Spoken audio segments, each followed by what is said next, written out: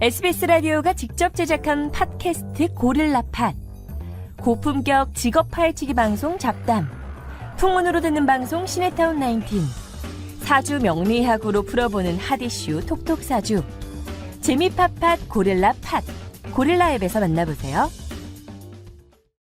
김용민의 정치쇼 2부입니다. 화요일은 여성의 시각, 엄마와 언니의 시선으로 뉴스를 고르고 분석해보는 시간, 언니 뉴스 시간인데요. 자, 우리 청취자분들 사연 좀 읽고 만나보도록 하겠습니다. 자기 칭찬이라고 읽는다 먼저. 청취율 조사 기간이라서 이 특수한 상황에서는 네. 저를 띄우지 않을 수가 없습니다. 예, 네. 용서해 주시기 바라겠습니다. 예, 자, 강영미님, 김용민 씨 너무 귀여워 용. 예. 평소엔 고릴라 보는 라디오로 시간이 안 될 땐 유튜브로 매일매일 축적하는 열혈 청취자입니다. 김용민의 정치쇼가 청취율이 안 나오면 정말 모순이네요 라고 하셨습니다. 김용민의 뉴스쇼라고 적어주셨는데 이건 뭐 상당히 유감스럽습니다. 그럼 청취율 조사에 반영이 안 돼요. 그렇습니다. 큰일 납니다. 큰 이름을 얘기하시죠. 정치쇼. 예. 그리고 딴 방송도 김현정의 정치쇼라고 주시면 얘기해 주시면 감사하겠습니다. 선거법 위반 같은데. 농담입니다. 예, 4757번. 농담입니다. 예, 편의점에서 일하면서 듣고 보고 있습니다. 궁금해하시는 손님들께 방송해드리고 있습니다. 김용민의 정치쇼. 네, 청취율 조사 때 꼭 선택하겠습니다라고 하셨고, 김호님 첫 술에 배 안 불러요. 급하면 탈나요. 정상을 위해 한 발씩 가요. 안 됩니다. 배 많이 고픕니다. 예, 시내버스 기사님이신데 여기 잘 보이셔야 돼요. 그렇습니다. 이 시내버스 기사님이 집단으로 그렇죠. 이게 또 청취하게 만드시는 분이니까 김호 기사님 영광과 찬양을 받으소서. 찬양까지. 오. 네. 근데 이 청취율 그냥 전화는 공원. 어떻게 하면 받을 수 있나요? 이게 이제 선택 받아야죠. 그러니까요. 한 번도 받아본 적이 없어요. 저도 한 번도 못 받아봤어요. 그래서 국민 투표로 바꿔야 됩니다. 아니 그래서 저는 이게 특정 프로그램에 나오는 패널은 네. 제외하는 줄 알았어요. 설마. 예. 자, 그리고 양지열의 시선 집중이 끝났습니다. 여러분, 안타깝게도. 양지열 변호사 지지하시면 김용민의 정치쇼로 이제 불러주시면 감사하겠습니다. 제표까지 끌어가시는. 야 정말 그 와중에 싹싹 긁어 모아야 합니다. 야, 대단하십니다 정말. 찬양을 드립니다 진짜. 예, 야. 예. 이 정도는 하셔야 되는구나. 그렇습니다. 예, 한수 배웠습니다. 예. 전 이건 뭐 하여튼 귀신입니다. 김용민 아자. 자, 오늘 나오신 분들 소개하겠습니다. 저희 소개도 아직 안 예, 하는 건가요? 자, 언니 뉴스 오늘 함께 하시는 분 우리 최민희 의원님 어서 오십시오. 안녕하세요. 예, 더불어민주당 소속이시고, 자, 양지열 변호사님. 예 안녕하세요 양절입니다. 예. 목소리. 언니는 아닙니다. 예, 알겠습니다. 예. 지난주까지 타방송 진행하시다가 오늘은 타방송에 또 나가셨다. 아니 저를 이렇게 다 모니터링 하시는 거니까 그렇습니다. 무섭습니다. 약간. 네, 민간인 사찰하고 있습니다. 예. 아니 패널 사찰. 패널 사찰. 예. 그래서 이제 타방송에 사고는 안 일으킬 겁니다. 걱정 안 그래요. 하십시오. 예. 우리 패널이 타방송에 출연하는 거 굉장히 민감하게 보고 있습니다. 그러나 우리 양지열 변호사님은 제가 용서하고 있습니다. 고맙습니다. 오늘 2부 광고가 많이 깔렸습니다. 지금 4부가 광고가 없어가지고 지금 4부 출연자들을 날마다 막 당겨치고 있습니다. 조련을 하셔야겠군요. 우리 가면서 봐. 그렇습니다. 2부지 우리. 예, 네. 예. 그렇습니다. 2부, 3부 광고 너무 감사합니다. 네, 프라이드를 가지겠습니다. 그렇습니다. 4부 나오시는 분들 오늘도 반성하시기 예, 바랍니다. 반성을 촉구하겠습니다. 자, 그리고 고란 중앙일보 기자님 어서 오십시오. 네, 안녕하세요. 예, 오늘 더 예쁘지 않아요? 그렇습니다. 예, 봄을 안고 느낌이. 오셨어요. 네. 예. 아. 난초 난자입니까? 네, 그렇습니다. 오늘 난자 계란 할 때 그 난자 아니고. 설마 설마 아빠가 어지러울 난 계란란 이런 걸 주셨습니다. 설마 알겠습니다. 딸인데. 난초 같은 우리 고란 기자님 나오셨습니다. 자, 그래요. 양지열 변호사님, 예. MB가 옥중 패북 정치를 시작했다. 아니 옥중 패북 정치가 아니라 예언 정치를 하시는 것 예언 같아요. 정치. 이분은. 이 예언서를 미리 딱 써놓고 가셔서 예. 그때 시가 되면 하나씩 딱딱 풀도록 지금 지시를 내려서 놓으셨습니다. 무슨 얘기냐면 이명박 전 대통령이 어제도 이제 기소가 됐지 않습니까? 예, 재판에 예. 넘겨졌죠. 재판에 넘겨지는 시점에 딱 맞춰서 2,000자가 넘는 페이스북에 글이 올라왔습니다. 근데 글의 내용은 뭐냐면 이거 전부 다 짜 맞추기 수사이고 신상털기를 한 것이다. 검찰이 다른 사람들의 좋지 않은 나에 대한 얘기만 가지고 가지고 증거도 없이 나를 재판에 넘겼다. 이건 명백한 정치 보복이다. 그리고 다스와 관련된 부분도 정부 실제 주주가 가지고 있는 거지 나는 다스와 아무런 관계가 없다라고 재판에 넘겨진 내용에 대한 하나하나 다 반박을 하는 글을 올렸는데 예, 법률가 보시기에 이런 예. MB의 주장 동의가 되십니까? 아니 그 전에요. 예. MB는 이렇게 주장하고 나면 같이 일하던 분들이 꼭 판을 깨죠. 근데 여기서 놀라운 거는 제가 왜 예언 정치라고 했냐면 이 반박문을 검찰이 어제 이명박 전 대통령을 재판에 넘기기 전에 미리 지난달 22일 구속도 되기 전에 다 써놨다가 준비를 해놨다가 나를 재판에 넘기고 나면 이 글을 반박을 해라 하고 작성을 해놓고 들어가셨다는 거죠. 예, 예. 또 하나 놀라운 거는 뭐냐면 구속이 되던 시점에는 또 이런 식으로 또 글을 올리셨어요. 그때도 어떻게 올렸냐면 그때는 모든 것이 나의 불찰이다. 내가 책임지고 가겠다. 예. 그 문장은 좀 약간 그러니까 표절 시비가 얼마나 그러니까 그렇게 써놓고 또 어제는 전혀 다른 뉘앙스의 글을 썼는데 문제는 이것도 구속되기 전에 이미 다 소환져서 되기 전에 쓴 게 아니냐라는 거죠. 그렇게 이제 MB가 네. 검찰 조사를 하거나 이제 페북에 글을 올리고 나면 네. 꼭 그걸 반박하는 거는 네. 다른 분들이 아니세요. 바로 측근. 전 가까운 비서관님이 가까운 또 집사들. 오늘 한 건 하셨습니다. 네. 네. 누가? 김유찬 아. 네, 비서관이 심지어 예. 해외 비자금 얘기도 있다 이렇게 또 그걸로 안 끝난다라는 네. 얘기를 또 올리셔서 충격을 주고 있는데 근데 김유찬 그분은 사실 지난 이미 대선에 나가셨을 때 그러니까 서울시에 있었을 때 비서관이었거든요. 네. 그때 이명박 전 대통령이 리포트라는 제목으로 책까지 내서 주변에 문제가 많은 분이라는 주장을 했다가 그때는 그 말이 정말 씨알도 안 먹혔었죠. 네. 그때 말로 그리고 살아있는 완전히 권력. 묻혔었다가 최근에 다시 주목하고 있는데 그때 나왔던 얘기들도 굉장히 놀라운 이 전 대통령 입장에서는 뭐 수치스러울 정도의 얘기들도 많이 들어가 있거든요. 예. 그거는 저는 입에 담지는 않겠습니다. 그게- 찾아보면 다 나옵니다. 그게 네. 예언서. 그게 오히려 어떻게 보면 네. 더 예언서죠. 2007년도에 이미 썼으니까 출판이 됐었던 책입니다. 예. 그러면 변호사님 보시기에는 이 이후에 뭐 재판에서 뭔가 유죄 판결 난다거나 하면 또 짠 하고 준비되는 문건 있나요? 그것까지 준비를 하셨으면 제갈공명급이죠. 제갈공명 이제 사후에도 내가 죽은 뒤 사후에 100년이 지났을 때 어느 시점이 공격을 받으면 여기서 무슨 작전을 펼쳐라라고 했는데 그게 가능할지는 저는 모르겠습니다. 제가 봤을 때는 플랜 A, 플랜 B B. 해가지고 입장문이 다 준비되어 있는 게 아닌가 이런 생각이 듭니다. 근데요. 만약에 무죄로 나온다. 뭐 사필 규정이다. 근데 생각나세요? 촛불 2008년 촛불 때 예. 2메가바이트가 EMB다 뭐 이런 얘기가 있었는데 예예. 용량이 커진 건가요? 아니 원래 꼼꼼하신 분이라고 또 소문이 나셨잖아요. 외장하드를 예. 설치했습니다. 아 외장하드. 그러니까 얼마 전에 이제 변호인단은 대폭으로 늘렸죠. 지금 한 처음에 4명으로 시작을 했다가 5명, 7명까지 늘어났고요. 대형 법무법인 초임 변호사 수준의 급여를 보장을 해주겠다고 하면서 한 10명까지 지금 늘어날 것으로 보이거든요. 그래서 박근혜 전 대통령하고는 확실하게 차이가 나는 것은 법정에서 정말로 재판을 제대로 할 그럴 각오를 가지고 있는 것으로 보여요. 근데 돈이 없어서 변호인단을 못 꾸린다고 하셨었죠. 그것도 조금은 이상한 게 검찰이 지금 보고 있기로는 이명박 전 대통령의 차명 재산이 최소한 1,000억 대는 이를 것이다. 네, 라고 본인의 어떤 자택은 지금 공시지가 기준으로 한 57억 정도 되고 그리고 검찰이 지금 일단 기소를 하면서 이 우리 추징보전이라고 하지 않습니까? 예. 나중에 정말로 이게 범죄가 유죄로 판결이 나오고 나면 부정하게 받은 돈에 대해서 국가에서 몰수를 뺏어야 되기 때문에 그 이전의 재산을 처분을 못하도록 하기 위해서 막아야 되니까 민간인들은 가압류라고 표현을 쓰는 거. 내 예, 집이지만 예. 팔 수 없게끔 하는 거. 그걸 추징보전을 해놓은 건데 보전. 그 금액만 해도 한 110억 원 되거든요. 네. 근데 그것도 이전 대통령 집이 아니라 다 이제 친척들 명의로 돼 있는 집들을 이미 검찰에 추징보전을 했어요. 예, 근데 예. 이거는 무슨 얘기냐면 추징보전을 할 정도로 검찰이 가지고 있는 증거가 많다. 예, 예. 그러니까 판사한테 자 보세요. 이거는 이전 대통령 이름이 아니라 다른 사람 이름으로 돼 있지만 사실 이전 대통령 재산입니다. 그러니까 못 팔게 묶어놔 주십시오라는 요청을 할 수 있을 만큼 예. 가진 게 있다는 얘기죠. 예. 근데 그 얘기를 듣고 저는 예. 숨겨놓은 재산이 적다 이렇게 생각했습니다. 왜냐하면 1,000억이 적으세요? 네 2007년 대선 때 예. 박근혜 캠프의 광모 의원이 이 얘기를 이미 했습니다. 은닉 재산을. 곽성문 전 의원. 네, 저는 뭐 이제 이건 제가 한 말이 아니라 광모 의원이 MBC 기자 출신에 그 뭐 어쨌든 그분이 뭐라고 하셨냐면 한국방송광고공사 사장을 지내신. 어머 어떻게 저 친구세요?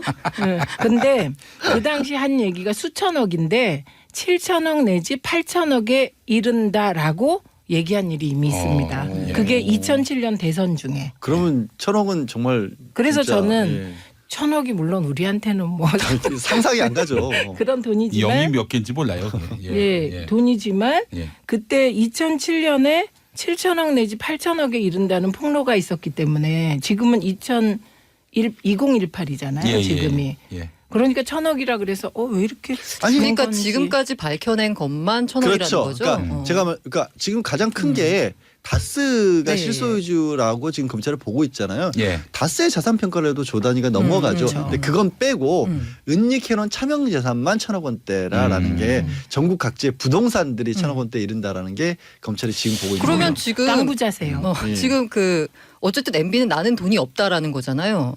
그리고 검찰은 차명재산으로 있다는 거고. 근데 어쨌든 MB가 변호사비를 내야 되는데 돈이 없다고 하는데 변호사비는 누가 내는 건가요? 어려운 질문. 아니, 그러니까 이제 이런 것 같아요. 돈이 없다는 거는 뭐냐면 변호사 선임 비용이 없다는 거는 현금이 없다. 아니 이제 저쪽한테 뭐 정액이 있지는 않지 않습니까? 그러니까 그래서 로펌이나 이런 데다가 네. 뭐 내가 이 정도 준비했다. 그러면 로펌 쪽에서 아이 그거는 너무 적은데요. 아니요. 근데 지금은요. 이명박 전 대통령은 왜 제가 고민하냐면 고 기자가 정확히 지적을 하신 것이 이명박 전 대통령 법무법인 열림이라는 회사를 따로 만들었습니다. 다른 법무법인에서 이 사건을 맡기가 너무 부담스러워서 안 맡으려 하기 때문에 예전에 이 전 대통령에 가까이 있었던 변호사들, 뭐 강훈 변호사나 이런 분들 그때 당시 이제 정권에서도 같이 일을 하셨던 민정수석이나 민정비서관이나 이런 분들이 나와서 모였고 그분들이 따로 법무법인을 만들었고 그 법무법인에서 그 급여를 월급으로 한 800 정도를 제시를 하면서 실무를 담당할 변호사들을 한 3명에서 4명 정도를 뽑은 겁니다. 예, 예. 그렇기 때문에 그 사람들에 대해서는 월급 형태로 나가야 되거든요.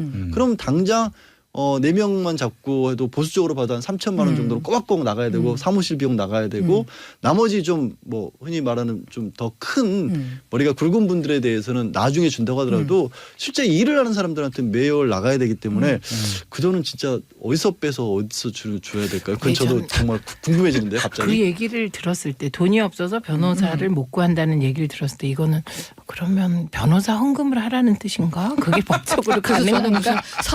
사회공헌 활동 하시는 건가? 예. 라는 생각이 들어서 예.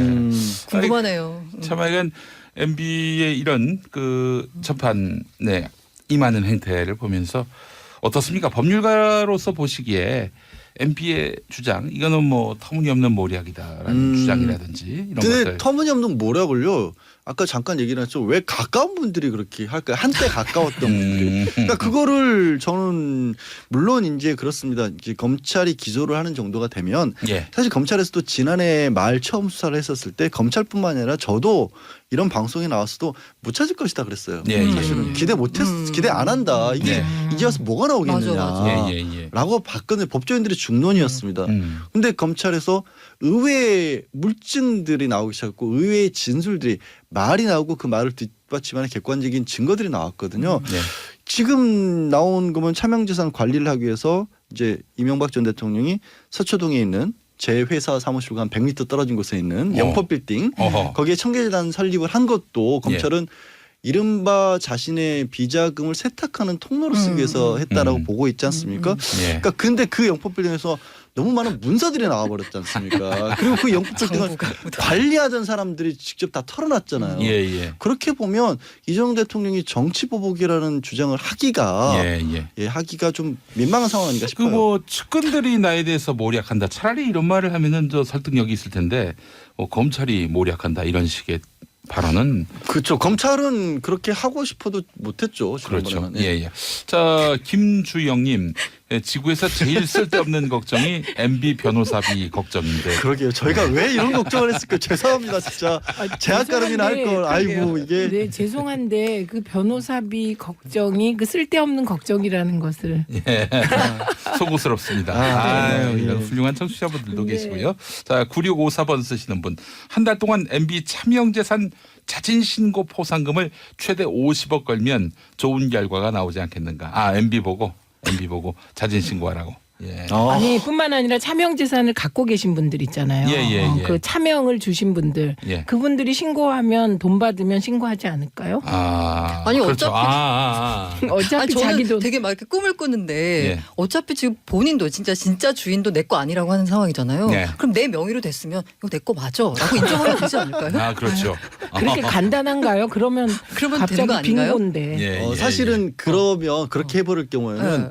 그게 아니라는 사실을 이름을 빌려준 쪽에서 다 입증을 해야 되거든요. 부동산 같은 경우는 이미 실명자가 된 지가 20년, 30년 네. 됐지 않습니까? 웬비가 증명해야 그렇죠. 된다. 내 이명박 전 거다. 대통령이 그래도 그것도 사실은 법원에서도 법적으로는 받아들여주지 않습니다. 아. 자진신고 기간이 지나도 한참 지났기 때문에 불법이잖아요. 예. 그래서 고 기자님이 말씀하신 주장이 저는 정말 일리가 있는 말씀인데 예. 문제는 그분들이 정말로 그렇게 할 어떤 사연이 있느냐. 또 두 가지가 있는데 두 번째는 그분들 중에 검찰 수사 과정에서 보면 내 이름으로 그런 재산이 있다는 걸 모르고 계신 분들도 있었어요. 예. 심지어. 예. 심지어. 어머. 예, 그런데 있었어요. 이거는 좀 돌연변이적 재산의 분배 네. 사회화는 사회원. 그렇게 해서 사회원은 예, 하여튼 저는 쓸데없는 걱정 이전 대통령의 재산 걱정은 안 예, 하겠습니다. 예. 앞으로. 알겠습니다. 지금 이제 자, 그런 뭐 마무리하면서 지난주 금요일에 박근혜 전 대통령 1심 선고가 나왔는데 우리 양지열 변호사님 1심 선고 어떻게 나올 것 같으세요? 누구 이전 대통령에 대해서요? 예. 앞으로 뭐 더 재판을 이거는 해봐야 알겠지만 당연히 더 해야 되는데 갖고 있는 혐의들이 되게 많이 겹쳐요. 네. 그러니까 뇌물과 직권남용이라는 부분이 대표적인 건데 겹치지 않습니까? 그리고 예. 액수도 예. 현지 나온 그렇죠. 것만 해도 110억 원이고 예. 그게 뇌물이 맞을 가능성이 굉장히 높다라는 예. 언론 보도, 검찰 보도들 어제도 SBS도 삼성 관련 보도들이 나왔지 않습니까? 예.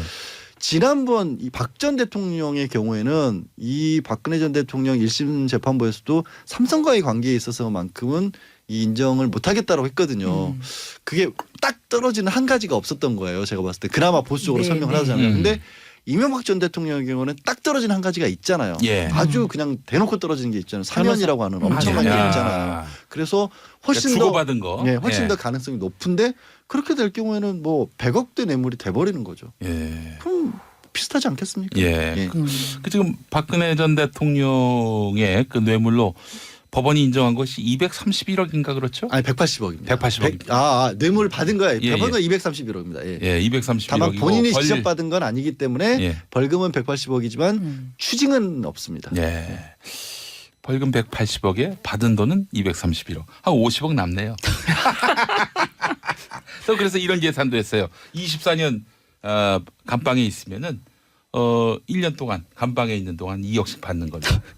뭐 그렇게 계산이 근데 되지 않겠느냐. 그러나 그 이후에 이제 연세가 나오시면 90 아닌가요? 예, 91가 91. 되는 거죠. 예. 의미가 있을까요? 네, 알겠습니다.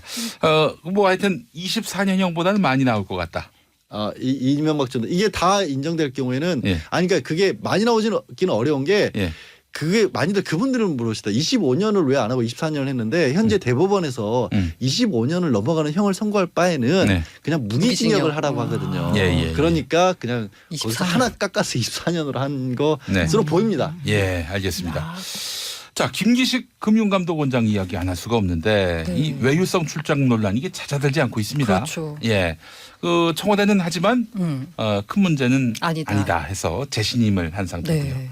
일단 이 김의겸 청와대 대변인이 어제 브리핑을 하면서 의혹과 관련돼서 모두 공적인 목적으로 이루어진 것으로 적합하다는 결론을 내렸다. 해임에 이를 정도로 심각하지는 않은 것으로 판단을 내렸다. 국민의 기대와 눈높이에 부합하지 않는다는 지적은 겸허하게 받아들이나 그렇다고 해임에 이를 정도로 심각하진 않은 것으로 판단 내렸다. 이거거든요. 핵심이. 예. 그러니까 인진하고 있다. 이건 문제라는 걸. 예. 하지만 해임에 이를 정도까지는 아니다. 라는 입장인 거거든요. 예. 뭐 청취자분들을 위해서 말씀드리자면 문제가 된 출장이 3건이 있었어요. 외유성 출장이라고 분류를 하는데 2014년 3월에 우리은행이 한국거래소 돈으로 우즈베키스탄 2박 3일 출장을 다녀왔습니다. 이에 대해서 이게 이제 자본시장법 개정을 원했거든요. 한국거래소가. 예. 그래서 그걸 로비용 출장이었다라고 예. 하니까 이제 김기식 원장 해명은 법 개정 출장과 무관하다. 반대 의견을 나는 오히려 그때 분명했었다라는 거죠. 이게 로비성 대가가 아니라는 거죠. 예. 두 번째는 2015년 5월에 우리은행 돈으로 중국과 인도 2박 4일 출장을 다녀왔습니다. 이게 이제 또 의혹 제기하는 곳에서는 네. 우리은행 관련된 의혹을 제기를 막기 위해서 목적이다. 로비용이다.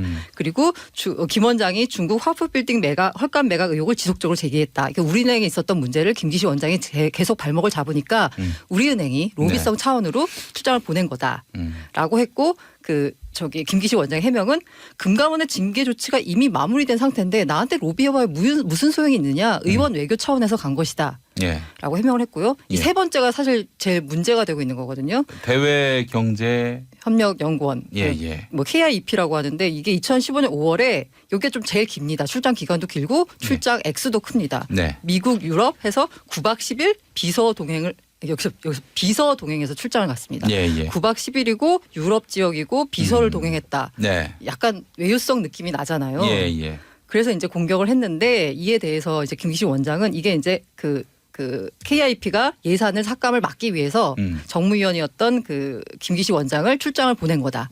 비서를 동행해서라고 공격을 하니까 김 원장은 출장 이후에도 오히려 예산을 삭감을 했다. 예. 그리고 이쪽에서 유럽의 사무소를 열고 싶어서 나를 데려갔는데 예. 나는 오히려 갔다 와서 유럽 사무소가 필요 없다라는 의견을 냈다라고 얘기를 했습니다. 예. 그래서 이게 지금까지 이제 외유성 출장 논란 3건이고요. 예. 각각에 대해서 의혹과 뭐 반박이 있는데 이것에 대해서 어떻게 봐야 될지 모르겠는데 일단 이제 국민들이나 아무튼 저도 생각하기에 의원들이 다 이런 거 가지 않나라고 느끼는데 어떠신가요? 예. 가셨군요. 왜 고개를 숙이세요? 아이 농담입니다. 저는 죄송하게도 예. 외유성 출장은 한 번도 간 적이 없어요. 예. 말씀이 없으셔가지고. 근데 왜 부끄러워하세요? 부끄러워하세요. 아니 이게 동료 의원들 문제고 김기식 원장이 사과를 했잖아요. 예. 그래서 저는 같이 사과하는 심정으로 유구무원입니다. 사실 저는 몇 해 전에요. 예. 저는 놀러 갔어요. 저는 뭐 국회의원도 아니고 그때 뭐 하여튼 변호사가 된 지 얼마 안 됐을 때. 근데 누구 돈으로 갔냐가 중요한 아니 거죠. 제 돈으로. 변호사 했으니까. 그게 아니라 몇 해 전에 놀러를 가서 예. 거기서 의원님들을 만났어요. 관광지에서 예. 누가 봐도 명백히 관광지인데 되게 웃겼던 게 그때 당시에도 그 당시 여야 굉장히 치열하게 많이 싸우던 때였는데 여야 의원님들이 거기서 또 마주치신 건데 네. 거기서 만나니까 사이들 좋아 보이시더라고요. 화목하게 관광을. 자, 여러분 3부에서 명단을 공개할까 합니다. 예. 하지 말까요? 이따 뵙겠습니다. 예.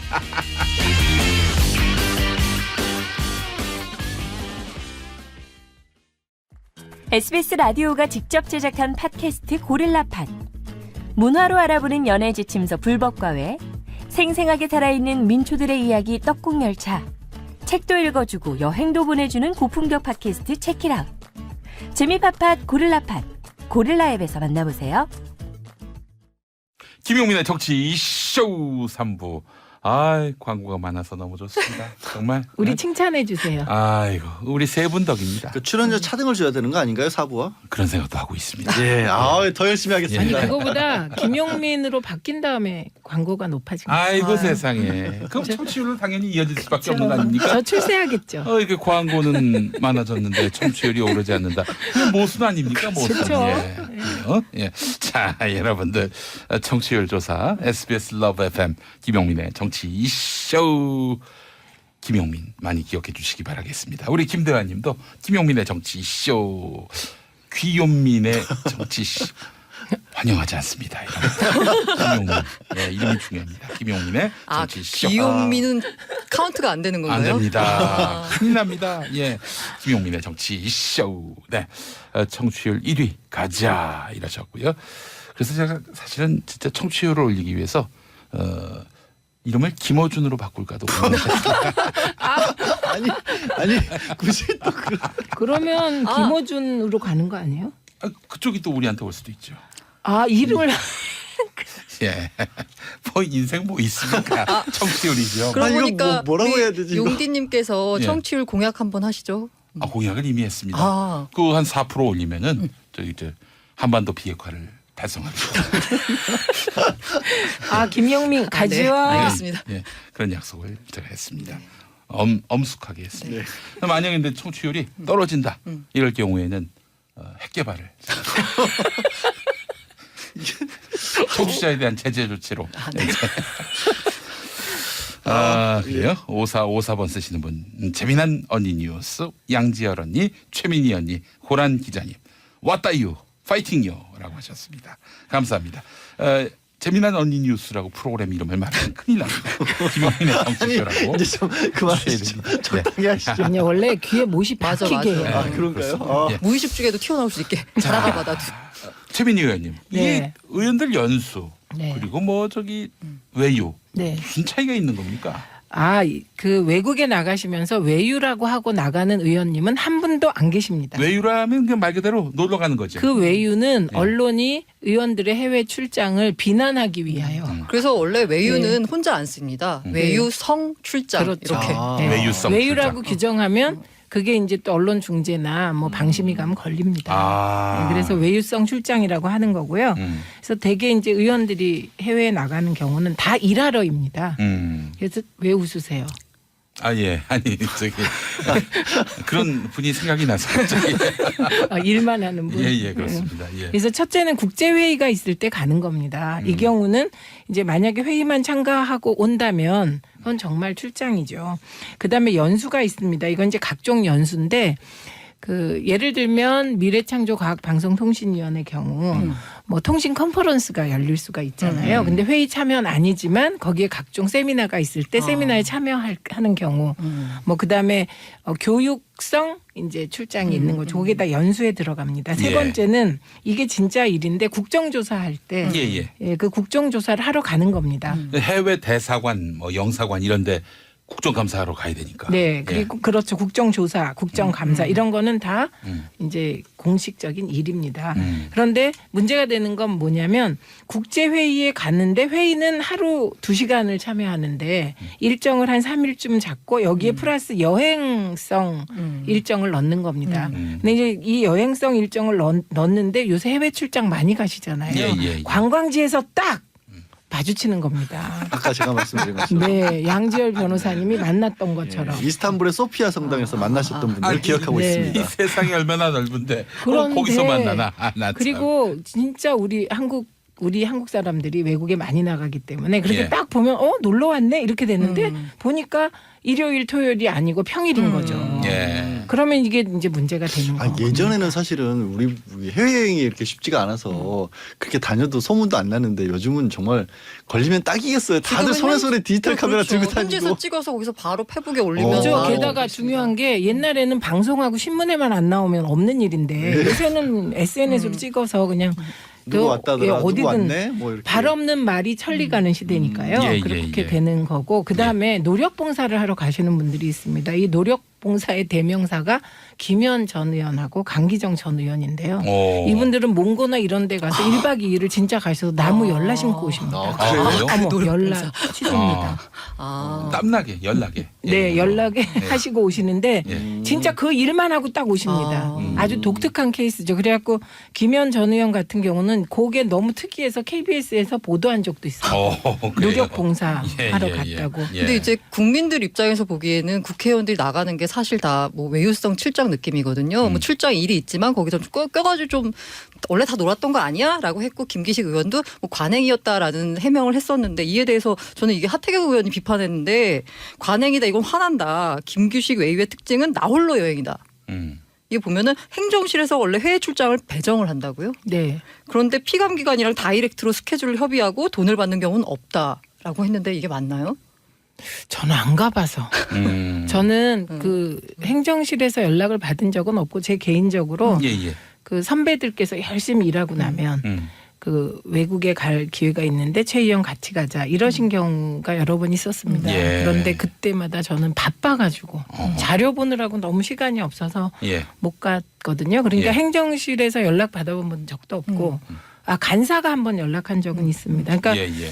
주도적으로 저는 주도적으로 뭐 그런 경우는 없고 이 경우도 김기식 의원이 먼저 뭐 그 기획을 했을 리는 없지 않을까요? 약간 다 뭔가 이슈가 있어서 얘기가 네, 들어간 것 같은데 일단 이게 약간 관행이라고 하기에는 그 하태경 의원에 따르면 이게 나홀로 여행은 관행이라고 보기는 어렵다라는 주장인 거고요. 제가 보기에 여기서 이제 두 가지 문제가 있는데요. 일단 첫 번째는 그 김기식 이거 모든 사건이 터졌을 때 이제 그걸 해명하는 과정에서 오히려 더 일을 키우는 경우가 있는데요. 이 예, 김기식 의원도 비슷한 케이스 같거든요. 예. 이게 처음에 보도가 나왔을 때 모 신문이 이렇게 그 대외경제정책연구원과 외유성 출장을 갔다라고 하면서 그 뭐 여비서를 동행을 했다. 9박 10일에. 아, 여성이었던 모양이죠. 네, 동행한 분이 여비서였다라고 했는데 이게 이제 해명을 하는 과정에서 그건 일이 있어서 간 것이다. 라고 하고 여비서가 아니라 비서관이었다. 정책 업무를 담당하는.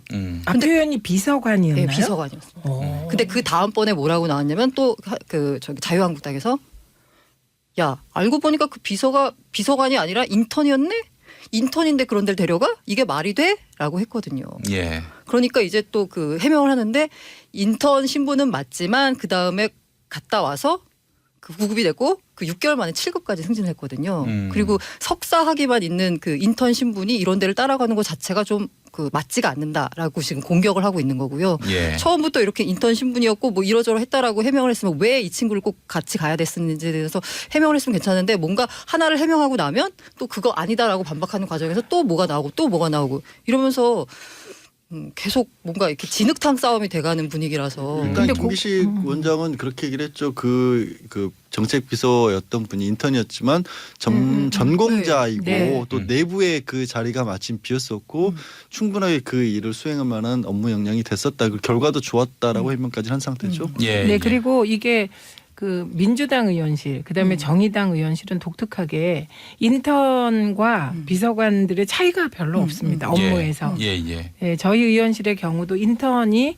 뭐 방송국 하나를 맡아서 자료를 파거나 이런 경우가 있었거든요. 예. 제가 그래서 생각하기에 그래서 비서관이라고 해명을 한 것도 그냥 비서관이나 인턴이나 다 그냥 비슷한 일을 하고 있었고 그래서 인식상에 네. 그럴 수 있었을 것 같습니다. 근데 예. 어쨌든 간에 이렇게 이제 작은 것이라도 이렇게 빌미를 만드니까 점점 진흙탕 싸움이 돼가는 거고 두 번째는 이 김기식 의원 자체의 문제거든요. 이 의원이 이 굉장히 도덕적 소신을 강조하시는 분이잖아요. 잣대를. 근데 그게 오히려 자기한테 다가오는 거죠. 예. 이분이 이제 그 관행이다라고 말을 했는데 제가 찾아보니까 김영란법을 주도하시면서 2015년 3월에 김영란법 국회 제안 설명 당시 이런 말씀하셨어요. 우리의 오랜 잘못된 로비 접대 문화를 근절하고 보다 투명하고 맑은 사회로 나가는 계기가 될 거라고 생각한다. 김영란법이 여러 가지 현실에 적용하는 데 있어서 뭔가 오류가 나타날 수 있지만 관행을 끊고 로비 문화를 끊는데 이게 어떤 계기가 될 것이다라고 해서 관행을 끊자라고 주장하셨던 분인데 본인이 관행이었다라고 해명을 하니까 오히려 더 공격을 받는 게 아닌가라는 생각이 예. 듭니다. 이 얘기 너무 길게 하지 않아요? 예. 뭐 하여튼 굉장히 또 세간의 관심사기도 하고요. 또 네. 여야 사이에 또 갈등의 또 요즘 핵심이다 보니까 저희가 짚어보게 됐습니다. 다음 이야기 그럼 넘어가도록 하겠습니다. 증평모녀 사건, 이 송파 세모녀 사건의 어떤 충격과 비탄한 마음 채 가시기도 전에 네. 증평모녀 사건. 어떻게 사람이 안 보이는데 몇 달 동안 이렇게 두 달이에요. 예, 이런 모를 수가 소식을 있는가. 전해드리게 돼서 대단히 안타까운데요. 예. 지난 8일 충북에서 민간 임대 아파트에서 사는 41살이에요. A 씨가 집안에서 3살 된 딸과 함께 숨진 채 발견되었습니다. 근데 이 딸은 침대 위에 이불을 덮고 있었고 A 씨는 방바닥에 누워 있었는데 이 경찰이 시신의 부패 상태를 이렇게 보니까 모녀가 2달 전 숨졌을 것으로 예상된다고 합니다. 근데 이런 경우가 지난 송파 세모녀 자살 사건 이후로 예. 그 복지 사각지대를 촘촘하게 점검한다고 했습니다. 예, 그런데 이 지금 A 씨의 경우는 남편이 지난해 말에 숨졌고요. 남편이 사업 실패로 이제 유명을 달리했고요. 예. 그리고 어머니마저 돌아가신 다음에 예. 되게 이렇게 외부와의 접촉을 끊고 살았던 것으로 보이는데 그러면 왜 이 사람이 이분들이 2달이나 숨져 있었는데 못 찾아냈냐. 예. 그래서 우리가 복지 안전망을 촘촘하게 했는데 그래도 구멍이 있더라는 겁니다. 그래서 그거 몇 가지를 찾아보니까 우선 아파트 보증금이 1억 2,500만 원이 책정되어 있어요. 이분이. 그리고 차량이 3대가 있습니다. 트럭 2대하고 SUV 1대인데 예. 트럭 2대는 남편이 사업할 때 쓰던 건데 아직 미처 뭐 팔거나 뭐 이렇게 처분을 못한 거예요. 그러다 보니 복지 수급 대상에서 아예 제외되어 있는 겁니다. 특히 보증금 때문에. 예. 그다음에 두 번째는 국민건강보험료를 5개월을 체납을 했대요. 이분이. 근데 액수가 7 내지 8만 원인데 5만 원 이하의 경우 6개월 이상 체납해야만 통보 대상이 되는 겁니다. 그래서 요게 만약에 이제 체납해서 이게 7, 8만 원이든 체납하고 한 3, 4개월 후에는 뭔가 통보를 하는 시스템이 필요하지 않을까 이렇게 생각해 보고요. 예. 그다음에 국민연금은 자동이체가 되어 있어서 체납이 없습니다. 국민연금도 6개월 이상 체납되면 통보 대상이 된다고 합니다. 그다음에 관리비 월 임대료가 3개월 정도 미납됐다. 그런데 되게 공동주택은 단전 단수가 안 되거든요. 네, 그러다 보니 또 이게 생각지 못한 복지의 사각지대고요. 아하. 그다음에 중요한 게 남편이 사망하고 예. 어머니도 먼저 돌아가시면서 이웃과의 교류가 없었던 겁니다. 참 그 말이죠. 이웃과의 교류가 있고 또 뭐 정말 긴밀한 그런 연관 관계는 아니더라도 뭐 사람이 안 보이면 좀 이상한 그런 문화라도 있었으면은 이렇게 2달이 지나도록 시신이 된 상태에서 발견되지 않을 텐데 하는 생각이 들고요. 아직도 이제 그런 말씀에 맞는데 네. 우리가 이제 예전에 공동체 문화가 꽤 오래됐던 우리는 이제 전통이 있는 나라지 않습니까? 예, 그러다 예. 보니까 자연스럽게 이웃들과 지내고 이런 것들이 그냥 당연한 것처럼 여겨지기 때문에 오히려 더 그 흠결이 구멍이 생기는 것 같아요. 그런 부분에 속하지 못하고 사회가 급격하게 바뀌어가면서 옛날식 그런 어떤 구조로는 못 막는 분야들이 생기는데 예. 거기에는 제도적인 시스템이 들어가야겠죠. 말씀하신 이웃들에게 그냥 맡기는 거, 뭐 아이들도 뭐 그럼 이웃들이 좀 돌봐주지 이런 식의 걸로는 안 되는 시대가 이제 된 것 같아요. 점점 더 늘어나지 않겠어요? 이 경우에는 남편이 사별을 했다고 하지만 그렇지 않은 이유로도 뭐 혼자 키우시는 분들 많을 거고 그러다 홀로 남겨진 아이들도 생길 수도 있고 예. 이런 얘기들은 사례가 많지 않을까 싶어요. 근데 저는 이걸 보면서 이 복지라고 하는 게 경제적인 무슨 지원도 굉장히 중요하지만 이분 같은 경우에 보면은 사실 쉽게 말해서 아까 임대보증금이 1억 얼마가 있으면 예. 그냥 상식적인 선을 생각했을 때 그거 팔고 나가서 월세로 무슨 여인숙을 들어가든지 해가지고 일단 현금을 확보해서 뭔가 생활비로 써야 된다라고 생각을 하잖아요. 근데 예. 이런 생각 자체를 못했다고 하는 건 약간 그 남편 사별 이후에 정신적으로 굉장히 마음이 힘드셨을 것 같아요. 예, 그러니까 예. 이 복지라고 하는 게 이 건강복지 쪽에도 뭔가 신경을 써줘야 되는 거 아닌가라는 생각이 들어요. 예. 그렇기도 하고 이제 이 통장님들이 계십니다. 네. 그리고 이장 통장님. 예. 그런데 되게 현재 이 통장의 활동을 좀 점검해 봐야 될 것 같아요. 근데 활동 안 어느 하는 분도 있습니까? 활동의 방향이 다를 수가 있어요. 예컨대. 뭐 어쨌든 다를 수가 있습니다. 예. 그런데 어떤 동네 이장님은 네. 아주 그 동네의 가가호의 대소사를 자세히 하세요. 누가 아프고 누가 병원에 입원했고 그럼 달려가고 이렇게 수저와 젓갈이 몇 개 있는지까지. 그것까지 다 하시고 예. 그리고 이제 실제로 공동체적 삶의 중심이 돼서 움직이는 분들이 계세요. 예. 그런데 그렇게 하는 경우에는 이렇게 누가 사망했다. 그럼 뭐 즉시 알게 되죠. 예. 그냥 마을을 도시더라고요. 그런데 이제 이게 문제가 되는 게 아파트예요. 예, 아파트는 되게 그 이웃 간의 소통도 별로 없고. 맞아요. 예. 저도 생각을 해보면 만약에 옆집하고 인사해본 예. 적이 만약에 우리 라인에 어떤 분에게 이런 일이 생겼을 때 나는 알까 모를 것 같아요. 옆집과는 소통이 거의 없지만 위아래 집과는 소통이 많죠. 뛰는구나. 층간소음. 뛰는구나. 예. 아니 그것도 애들이 들어왔구나. 예. 그래서 이 부분은 아파트에 동대표가 다 계세요. 예. 그리고 또 반장이 계십니다. 아파트에도 그 라인마다. 예. 그래서 어떻게든 공동체적 시스템을 복원할 수 있는 선에서 복원해야 될 것 같아요. 예. 그래서 예. 그러니까 이 복지 안전망으로 제도적으로 해놓은 거 있잖아요. 아까 제가 쭉 말씀드렸던 국민건강보험료가 5만 원 이하일 때 6개월 이상 체납하면 통보 대상이니까 네. 이 경우는 누군가 간다는 거거든요. 예. 그런데 이거를 더 촘촘하게 하는 것도 논의를 해봐야 되지만 지금 당장 급한 것은 아파트 동대표님들, 예. 그다음에 반장님들 다 모이셔서 뭔가 우리 아파트에서 저 이런 일이 벌어지면 예. 진짜 괴롭지 아유, 않아요. 그렇죠. 너무 가슴 아프고 막 그럴 것 같으니까 예, 그런 예. 시스템 복원을 위해서 지금부터 뭔가 하셔야 될 것 같습니다. 그리고 길게는 이제 우리도 기본소득과 보편복지에 대해서 한번 진지하게 논의를 해보는 게 어떨까 하는 예. 생각입니다. 그렇죠. 그래서 뭐 진짜 생계를 꾸릴 수 없어가지고 목숨을 잃는 상황까지 방치되는 그런 사람들이 없도록 하기 위해서 말이죠. 그런데 정부 대책 중에 보면요. 예. 그 이런 경우 그러니까 남편이 갑자기 사망했을 때 아내가 직업이 없어요.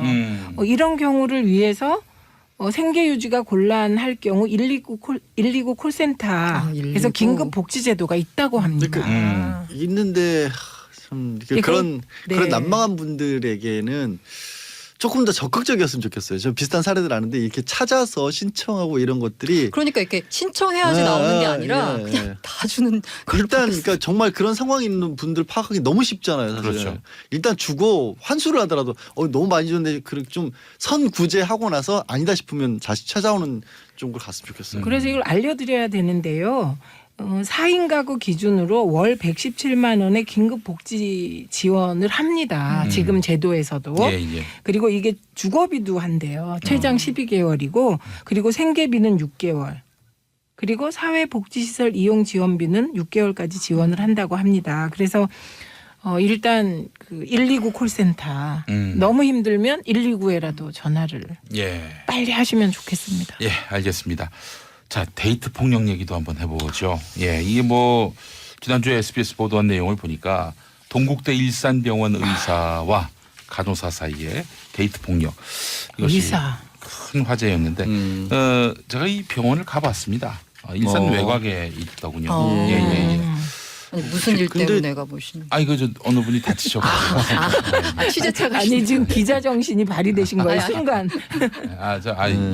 영한 씨가 사실 이제 최민희 예. 의원님이 이 얘기를 잠깐 이 자리에서 하셨긴 하셨는데 어떤 내용이냐면 이제 몇 년 전에 몇 년 전부터 사귀었던 사이고 봤을 때는 이제 수련의죠. 인턴 레지던트라고 우리가 흔히 부르는 전문의 자격 따기 전에 이제 그래도 의사라고 불러야겠죠. 의사와 이제 간호사 분하고 이제 교제를 한 거죠. 예. 근데 교제 과정이 처음엔 그렇지 않은데 남성이 한 뭐 1년 정도 지난 뒤부터 좀 폭력적인 어떤 기질이 드러나기 시작을 했다는 겁니다. 그래서 폭행이 좀 반복이 됐고 나중에는 아주 심각한 수준에 이르러서 결국에는 이제 구급차에 실려갈 정도가 됐는데 구급차에 실려가면서도 그 여성이 피해 여성이 뭐 살려달라는 얘기를 할 정도로 의식을 잃을 정도로까지 심한 폭행이 있었고 그게 왜 그렇게 됐는가를 나중에 살펴보니까 이 폭행이 굉장히 잦았던 모양이고 거기에 대해서 좀 저항하라고 반항을 하니까 어떤 얘기를 하냐면 이게 내가 의사인데 뭐 의료과실을 빙자해서 약물 같은 걸로 너를 죽여도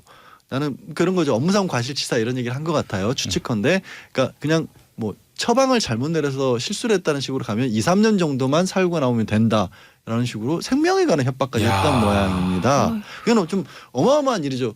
근데 이것도 일종의 이게 뭐 지위 자체도 남성과 여성 그리고 병원 내에서 의사와 간호사 그리고 이 폭력이라고 하는 게요. 한번 폭력에 길들여지기 시작하면 의외로 자기가 자기 정신 차리기가 어려워집니다. 그러니까 계속 맞다 보면 왜 우리 간혹 사회 뉴스에서 그런 얘기 나오잖아요. 왜 이렇게 몇 년에 걸쳐 지속적인 폭력을 당해 밖에 나서 신고라도 하니 그게 아니라 무기력해지거든요. 그 상황에서 폭력이 계속 반복이 됐고 문제는 이제 어제 계속해서 후속 보도가 나온 이유는 그 내용을 이 해당 병원에서도 사실은 알고 있었다라는 건데 알고 있었는데 그냥 알고 방치했어요. 있었는데 방치가 된 것 같다. 그리고 징계를 내렸지만 너무나 가벼운 징계. 그냥 정직 2개월 정도 징계가 내렸고 그나마 정직 2개월도 사실상 전문의 시험을 보기 직전에 그냥 2개월을 주는 바람에 이게 정직이 아니라 그냥 시험 공부해라라고 준 것처럼 져버렸고 현실이 그랬고 그래서 결국에는 전문의 통과해서 예. 지금 이제 우리 공보위라고 줄여서 말하죠. 공중보건이라서 군대를 대신 간 예. 그런 상황이 돼 있다라는 거죠. 이 얘기 나올 때마다 데이트 폭력을 자꾸 개인 일로 치부해버리고 개인 간의 애정사에 왜 개입하냐 이게 분명히 그 병원에서 사람 있었을 싸움 뭐 이런 걸로. 네, 예, 부부 싸움에 왜 뭐 하냐 이런 얘기 있잖아요. 예, 예, 근데 예. 그게 아니라는 것부터 예, 인식 전환이 빨리 돼야 될 것 같습니다. 이거는 저는 데이트 폭력이라고 데이트를 붙이는 것도 진짜 그러니까 지금 의원님 말씀하신 거에 두 가지 말씀을 드릴 수가 있는데 첫 번째는 데이트 폭력이 왜 우리나라에서 안 없어지고 있냐. 우리 지금 법의 흥결이 뭐가 있냐면 이것도 완벽하게 대비책이 있는 건 아니지만 가정폭력에 관해서는 그래도 법 제도상으로는 만들고 있고 좀 더 늘려가고 있어요. 뭐 격리를 시킨다든가 재발 발생 조치를 한다든가 상담을 하든가 이런 게 있는데 데이트 폭력은 이거는 그런 것도 아니기 때문에 글자 그대로 그냥 대등관계에 있는 남과 여의 문제라 여기에 아직까지 개입하는 걸 국가가 좀 꺼리는 경향이 있어요. 그래서 아무 조치 없이 데이트 폭력이라고 언론에서 말을 할 뿐이지 데이트 폭력이라고 하는 것 자체가 법의 규제 대상이 아니에요. 그다음에 두 번째 이 사례는 고유한 또 특이한 게 병원이라고 하는 한 직장 내에서 업무상의 사실 상하관계에서 벌어진 일이었고 그걸 몰랐다면 모를까 알았다라고 한다면 병원에서도 뭐 다른 어떤 중징계를 한다든가 사실 직장 내에서 이걸 알았는데 방치라면 병원도 그 문제 책임이 아니에요? 있는 네. 거거든요. 관리 책임이. 예. 그런데도 불구하고 말씀드린 것처럼 딱히 조치를 취하지 않았다고 이 두 가지가 문제이죠. 그 운동선수 중에 이제 격투기 계열의 그 네. 운동선수들이 폭력을 행사한다? 가중처벌되지 않습니까? 그건 아니. 그게 이제 흔한 오해 중에 하나예요. 아니에요? 네. 그러니까 왜냐하면 그분이 가중처벌 대상은 예. 들고 있는 뭐 흉기나 위험한 물건으로 때렸을 때고 예. 격투기 선수가 때리면 그냥 많이 다쳐서 처벌을 강하게 받죠. 그러면 아, 이거 지금까지 상해 몰랐네. 정도에 따라 예, 그럴 예. 수밖에 왜 그래 우리 어렸을 때도 농담처럼 권수 선수 주먹은 흉기야 이렇게 어, 하는데 예. 권수 선수 주먹이 흉기가 되는 건 아니고요. 아. 그것도 그냥 손이지만 예. 권수 선수 그러니까 권수 선수가 맨손으로 때리고 예를 들어서 그냥 뭐 제가 뭐 이렇게 강목을 스마트폰이라도 들고 이렇게 때리면 법적으로는 제재가 더 무거운 겁니다. 아. 왜 스마트폰으로 맞으면 다 크게 다칠 수 있으니까. 예. 근데 실제 결과를 놓고 보면 예. 이제 권수 선수가 때린 쪽이 더 부상이 심하겠죠. 그건 네. 그 무상의 정도가 심하기 때문에 처벌을 중하게 하는 아, 거죠. 그렇군요. 양 언니가 스마트폰으로 때리면 예. 안 아플 것 같아요. 참고로 저는 프로 격투기 선수 출신입니다. 그래요? 네? 선수 출신입니다. 그래요? 어머님 오. 모르셨군요. 변호사님 예. 다시 보이는데요. 아, 예. 알겠습니다. 무서워라. 검증할 수도 없고 이거 아니, 서울시장배 타이틀도 있습니다. 야. 인증샷 한번 이거 다음 오늘 주에. 처음 이거 아니 아시는 분은 아십니다. 근데 언론을 언니 통해서 뉴스에서는 모르시죠. 아. 언니라고 하면 부르니까. 양지열의 주먹 집중.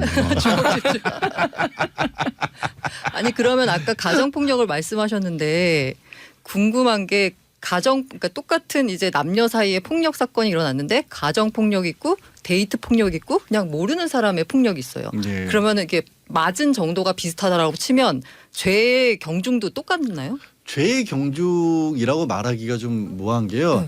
가정폭력으로 규정이 되면 가정폭력으로 인지를 해서 그 말씀드린 것처럼 이제 여성의 경우에는 보호 조치를 취할 수도 네. 있고 상담소라도 안내를 해줄 수가 있고 예. 그거를 전담하는 경찰이라도 있는데 네. 데이트 폭력으로 분류가 되는 건 분류 자체의 기준이 없고요. 없고. 이게 요즘 이제 경찰 차원에서 하고 있긴 합니다. 어. 근데 법적으로는 명확하게 없고요. 사실 그냥 남에게 맞은 거랑 큰 차이가 없어요. 그럼 이제 후속 조치 재발 방지 우려 이런 거가 전혀 안 이루어지는 그런 거죠? 거는 그러니까 피해 여성이 예를 들어서 굉장히 많이 심하게 맞았다고 해서 뭐 접근금지 가처분 같은 걸 신청한다는 거 할 수 있긴 한데 그게 접근금지 가처분이라 대해서 제가 얘기가 나올 때 늘 하는 게 이게 원래 영미 쪽에서 특히 미국 쪽에서 많이 발달을 한 건데 거기는 이게 아시겠지만 집들이 뚝뚝 떨어져 있고 차 없으면 가기도 힘들잖아요. 예. 우리 서울 같은 데서 100m 접근금지 가처분 해놓으면 실효성이 있을까요? 다 지하철 버스 타고 다니고 사람들이 이렇게 많이 섞여서 사는데 누가 오는 걸 예방하기가 어려운 거거든요. 예. 그래서 조금 다른 방법을 우리는 좀 찾아야 될 것 같아요. 그러니까 이게 국가와 어떤 환경에 따라서 법도 거기에 맞게 좀 바뀌어야 되는데 이게 뭐 우리 그런 얘기 나왔잖아요. 그 성폭력 저질러서 그다음에 이게 뭐 형벌을 받고 같은 아파트로 되돌아오는데 그다음에 2층 집에 내가 사는 집 2층으로 돌아오는데 이 경우를 어떻게 막았냐. 현행 법적으로는 어떻게 방법이 없거든요. 네. 야, 이거 뭐 법이 이 폭력을 제대로 보호해주지 못하고 있네요. 아직까지는 많은 문제들이 있어요. 알겠습니다. 자, 류원철님, 저런 상냥한 말투의 격투기 선수 출신이라니요. 양언니 오, 문물을 문물을 겸비하셨네요라고 하셨고요. 상냥한 말투라니 고맙습니다. 예. 3488번 쓰시는 분 폭력 협박에 무서워 경찰서 찾아가니 도망가랍니다. 이게 경찰이 할 말입니까? 네, 안타깝습니다. 자, 최민희 의원님, 양지열 변호사님, 고란 기자님 수고하셨습니다. 네, 감사합니다. 언니 뉴스 마무리하고 저는 4부에서 보수의 품격으로 다시 오겠습니다.